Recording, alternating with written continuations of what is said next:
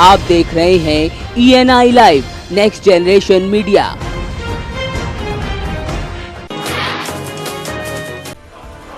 हरदोई में बड़े पैमाने पर चल रही डग्गा मार बसों के चलते एक बड़ा हादसा पेश आया। एक बस हरदोई सीतापुर ओवरब्रिज की रेलिंग तोड़कर करीब 20 फीट नीचे ट्रांसफार्मर पर जा गिरी। हादसा इतना भयानक था कि पूरे इलाके में चीख-पुकार मच गई। इस घटना के चलते 2 यात्रियों की मौके पर ही मौत हो गई और एक यात्री ने जिला अस्पताल में इलाज के दौरान दम तोड़ दिया, जबकि 30 से भी ज्यादा यात्री गंभीर रूप से घायल बताए जा रहे हैं।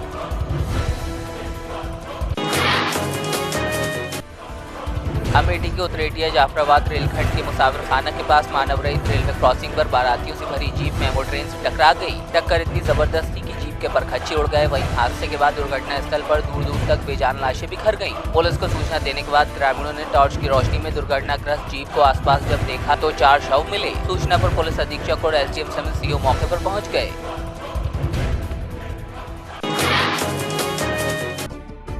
सीएम योगी आदित्यनाथ कन्नौज में चुनावी रैली को संबोधित करने पहुंचे, जहां उन्होंने निकाय चुनाव में 8 क्षेत्रों के भाजपा उम्मीदवारों के लिए वोट मांगे। जनसभा में उन्होंने कहा कि बीजेपी ने नगरीय क्षेत्रों के विकास के लिए कार्य योजना तैयार की है, जिसको लागू कर किसानों के हितों को संरक्षित करेंगे। साथ ही 1 स्टेट 1 प्रोडक्ट के आधार पर इत्र को प्रमोट करने के लिए हर जिले को एक स्टेट लखनऊ में प्रदान किया गया है। वहीं सीएम ने राजनीति का अपराधीकरण करने वाले लोगों को खारिज किए जाने की बात भी कही।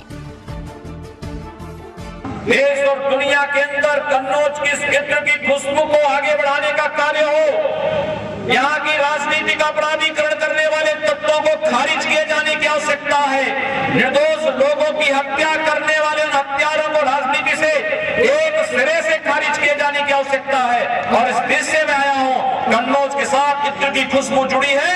इस इत्र की खुशबू को दुनिया के सामने प्रस्तुत किए जाने की आवश्यकता है। उत्तर प्रदेश सरकार आपका स्वागत करने के लिए उतावली है और इस दृश्य में आज आपके पास आपका आह्वान करने के लिए आया हूँ। फर्रुखाबाद जनपद में सीएम योगी आदित्यनाथ चुनावी जनसभा करने पहुंचे। यहां सीएम ने बीजेपी उम्मीदवारों को वोट देने का आह्वान किया। उन्होंने कहा कि अगर निकाय चुनाव में बीजेपी को जिताएंगे तो समस्याएं जल्द खत्म होगी। साथ ही फर्रुखाबाद में बौद्ध पर्यटन को जल्द ही विकसित करने की बात सीएम ने कही। भारत सरकार का उपक्रम है ESL के साथ हम लोगों ने एग्रीमेंट किया है और एग्रीमेंट के अनुसार हम लोगों ने तय किया है कि ESL हमारी पुरानी स्ट्रीट लाइट को बदल दे, वहां पे नई स्ट्रीट लाइट लगा ले। बिजली की बचत LED स्ट्रीट लाइट लगाने से होगी और बिजली की बचत से जो बिजली की बचत का जो धनराशि होगी, उस बिल के बचत के धनराशि से ही LED स्ट्रीट लाइट के 7 वर्षों का मेंटेनेंस का दायित्व भी ESL उठाएगा। यानी हो गया ना, आम के आम और गुठली के भी दाम। उत्तर प्रदेश के राज्यपाल राम नाईक बांदा पहुंचे, जहां उन्होंने आरोग्य भारती द्वारा आयोजित शहर के पंडित जैन कॉलेज में एक सम्मान समारोह में हिस्सा लिया। उन्होंने छात्र छात्राओं को पुरस्कार और प्रशस्ति पत्र देकर सम्मानित किया। अपने संबोधन में उन्होंने महिला सशक्तिकरण पर बोलते हुए कहा कि आज महिलाएं पुरुषों के समान हर क्षेत्र में काम कर रही है, जो की अच्छी बात है। वहीं नगर निकाय चुनाव को लेकर लोगों से ज्यादा मतदान करने की उन्होंने अपील की।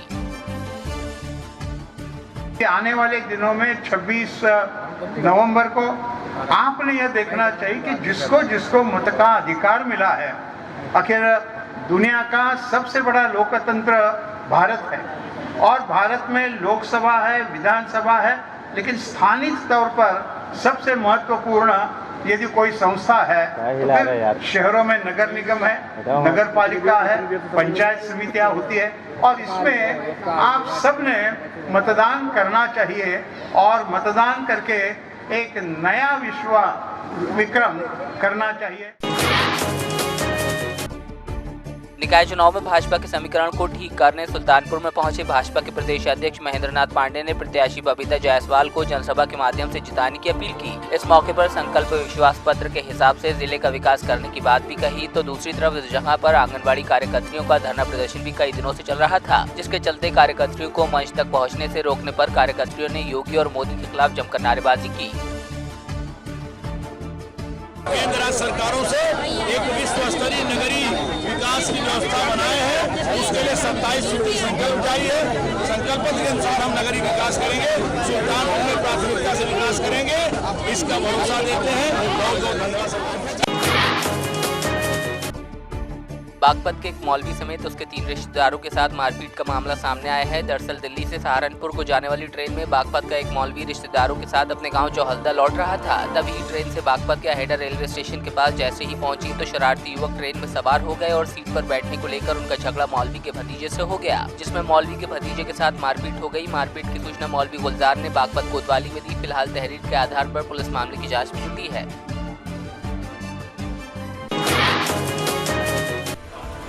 बताइए कि कस्बा वजीरगंज में विकासखंड कार्यालय के सामने सीमेंट से भरा ट्रक इलेक्ट्रॉनिक शॉप में जा घुसा, जिससे लाखों के नुकसान की बात कही जा रही है। बताया जा रहा है ड्राइवर को नींद आने के कारण हादसा पेश आया।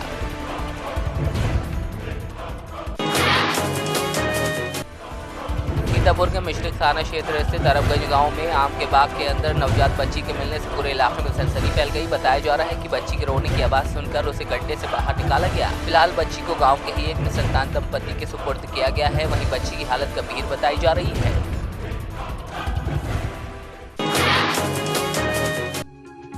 कुशीनगर पुलिस ने जिला मुख्यालय स्थित पुलिस लाइन में हर्षोल्लास के साथ पुलिस झंडा दिवस मनाया। इस दौरान सभी पुलिसकर्मियों की वर्दी पर पुलिस का झंडा लगाया गया। तो वहीं पुलिस अधीक्षक यमुना प्रसाद ने झंडा फहराया। साथ ही पुलिस महानिदेशक का संदेश पढ़कर सुनाते हुए कहा कि ये ध्वज हमें पुलिस धर्म निभाने की प्रेरणा देता है।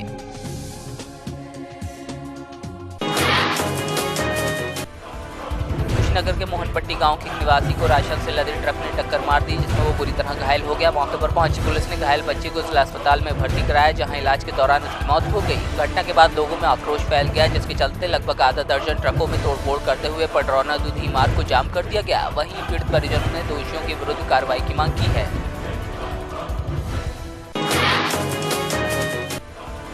रामपुर में पुलिस को बड़ी कामयाबी मिली है, जहां पुलिस ने सूचना मिलने पर अवैध तमंचा फैक्ट्री से भारी मात्रा में अवैध तमंचे और जिंदा कारतूस बरामद किए हैं। साथ ही पुलिस ने मौके से 2 आरोपियों को भी गिरफ्तार किया है। वहीं एक आरोपी भागने में कामयाब रहा। पुलिस मान रही है कि इस असले का प्रयोग चुनाव में दहशत फैलाने के लिए किया जा सकता था। तो अब पुलिस ने मामला पंजीकृत कर अपनी कार्रवाई शुरू कर दी है।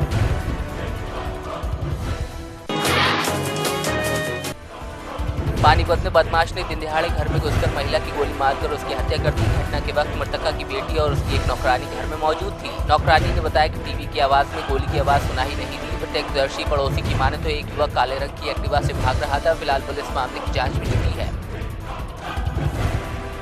प्राइमरी इन्वेस्टिगेशन में तो ये मौके पर हमें पता लग गया था ये एक लेडी जो है वो गोली मार के चले गए। बाकी एफएसएल टीम बुलाई मौके पर और इसको पोस्टमार्टम रिपोर्ट मांगने के बाद पता लगेगा कि घटना क्या है। अब तक ये ऐसी बात नहीं है। सवारी के बारे में क्या एक्टिवा देखी गई है, लेकिन जांच के बाद में पता लगेगा असल में।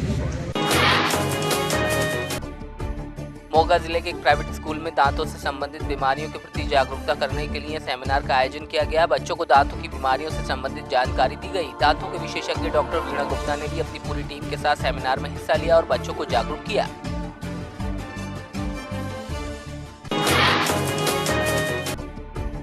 महाराष्ट्र के महसूल मंत्री चंद्रकांत पाटिल सोलापुर पहुंचे। यहां उन्होंने कहा कि महाराष्ट्र की सड़कों को लेकर विपक्षियों ने लोगों को डराया है। बारिश की वजह से सड़कें खराब हो जाती हैं और दिसंबर तक उन खड्डों को भर दिया जाता है। उन्होंने भरोसा जताया कि 15 दिसंबर तक राज्य की सड़कों को गड्ढा मुक्त कर दिया जाएगा।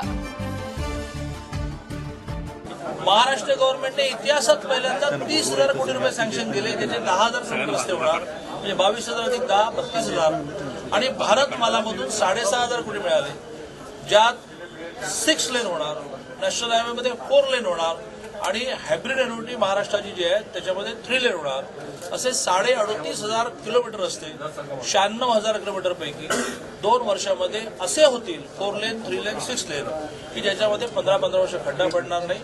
तोपर्यंत हे रस्ते अतिशय उत्तम मेंटेन करण्याचं काम आम्ही नक्की करू। जय हिंद, जय भारत।